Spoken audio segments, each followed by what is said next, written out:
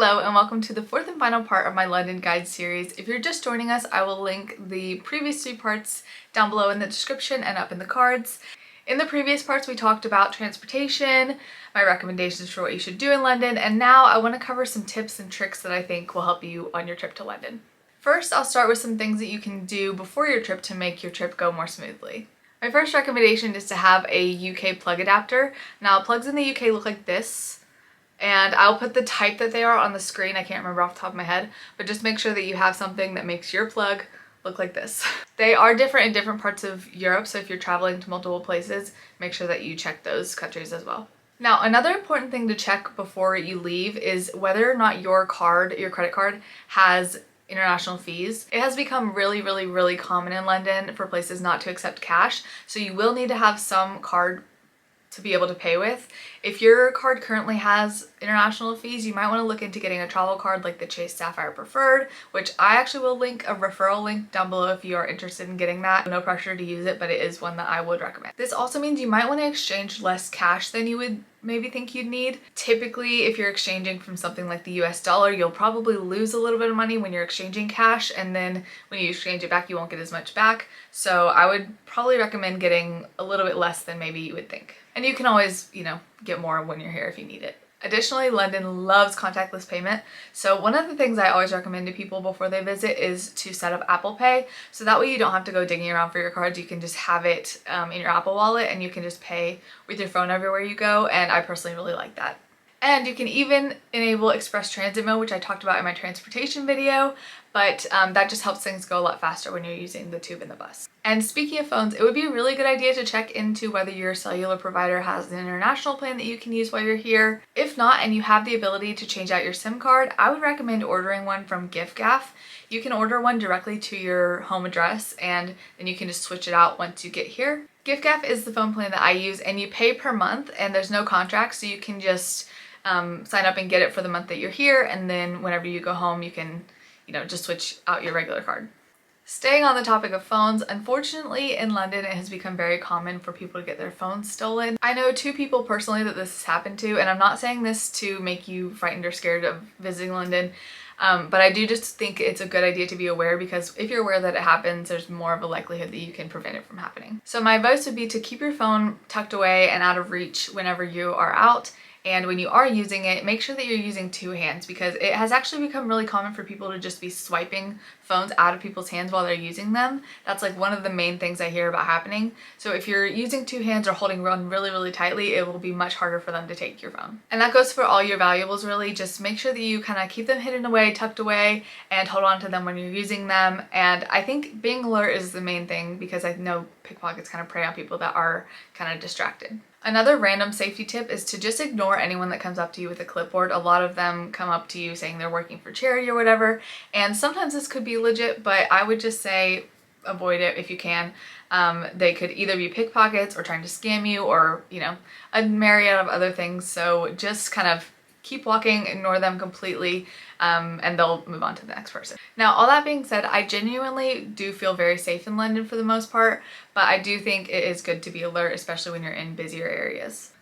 Okay, moving on from that, one of the most important things that I can tell you is to wear comfortable shoes. Do not even think about packing anything that you wouldn't be comfortable walking 20 to 30,000 steps in a day. Now obviously if you're just going to dinner or something, you can feel free to wear whatever shoes you want, but if you are just going to be out and about all day long, wear comfortable shoes. And if you do buy new shoes for your trip, make sure that you wear them for like a week or so to break them in before you come, because one time I visited New York and I was walking around in shoes that I had only worn once before, and I got the worst blister of my life, and I called my mom crying because it was so bad. So take it from me, you do not want to have blisters when you're walking around in London, especially on like your first day. That would stink. And on the topic of clothes, honestly, no one cares what you're wearing. If you want to be just casual and comfortable, that's totally fine. If you want to express yourself and be a little bit more experimental with your fashion, that's cool too. London overall, I would say, is a pretty casual city. Obviously, there are times to dress up and stuff. As far as like athleisure wear, it's definitely worn. Like I know that a lot of people say that in like Europe, nobody wears athleisure wear, which is true in like Italy and stuff, but in London people wear it. So if that's what you want to wear, wear it. Honestly, just wear what makes you comfortable, but make sure to pack layers because the weather does change very frequently and sometimes you can experience like all 4 seasons in one day. So just wear layers so you'll be comfortable whatever the weather. If you drink a lot of coffee, something that I would recommend is to sign up for Club Pret.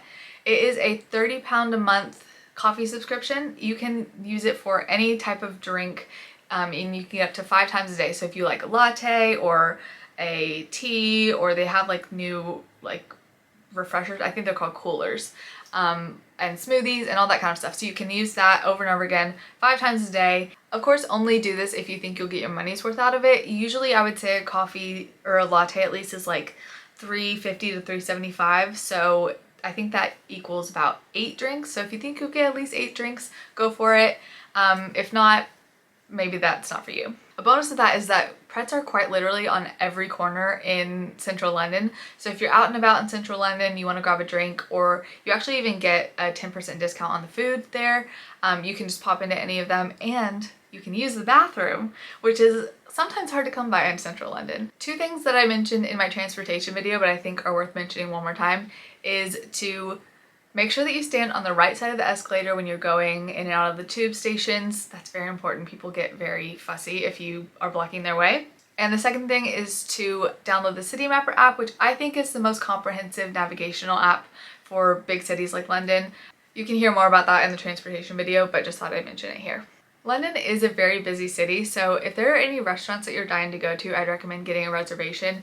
Places that are popular do tend to fill up pretty quickly. And the same thing goes for attractions. If there's something that you know you want to see, I would just recommend booking online and getting a ticket in advance so that you don't have to show up and wait in long queues or whatever. And if you do have like a timed reservation somewhere, I would recommend making sure that you give yourself a little bit more time to get there than you think you would need. The transportation in London is very good, but sometimes there are delays and this and that, and you don't want to miss out on something because you're late.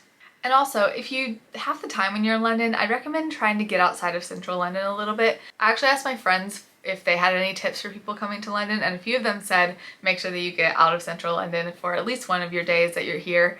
And I think I did a pretty good job of recommending some of these places in my itinerary video, but some of my friends also recommended some other places that are a little bit more like quirky and edgy than the recommendations that I had. So a couple of those are Hackney, Peckham, Shoreditch, and Bethnal Green. So if you're interested in those kind of places, definitely check those out. And I do just want to throw in a couple more of the tips that my friends shared with me. So someone said ignore vintage shops and hit up the more curated charity shops like Triad and Crisis.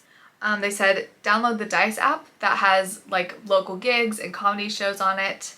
Another friend said don't eat at cafes like Elon Cafe because think about how dusty they are behind the flowers, and I think that's actually a great point.